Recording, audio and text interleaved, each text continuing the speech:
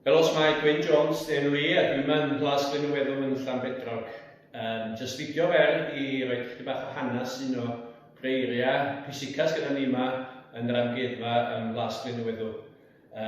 Yma, tu ôl i fi, mae llun o Duncombe, Jones-Parry, oedd y fa i Farwnes Elizabeth Jones-Parry wnaeth adeiladu, gomisiynu adeiladu'r plas yn 1853. Wel, mae'r llun yma wedi ei feintio yn 1882 a mi roddwyd yn anreg i fam Jones-Parry gan y blwyfolion lleol fel diolch iddo fo i gwir ar y gwaith oedd wedi gwneud ar ei rhan nhw. Oedd o'n aelod seneddol dros i'r Nghaernarfon, dros i'r Rhyfeddodwyr am gyfnod gohelaeth yn y cyfnod yna.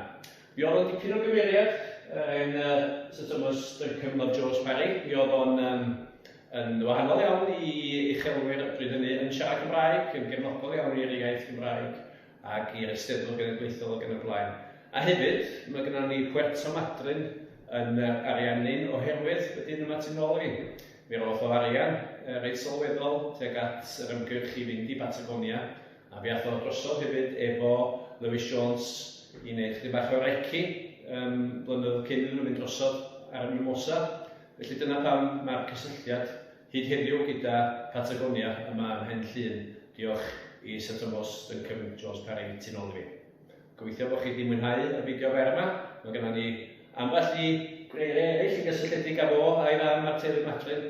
Ac drws nesaf mae'n amgueddfa sydd yn nodi cyfnod yr Ap Tomos, teulu Ap Tomos, mae'n dachyn plas yn y 70au o ganrif diwetha.